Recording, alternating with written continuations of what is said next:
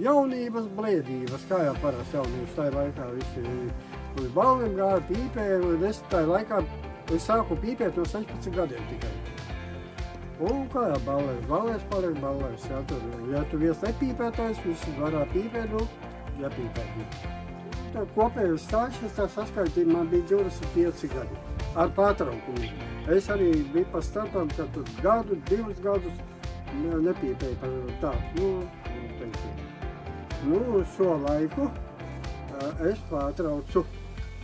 Man ir ļoti viegli, man ir raksturs, es varu uzreiz momentāli pasaku ne un viss. Jā, tieši.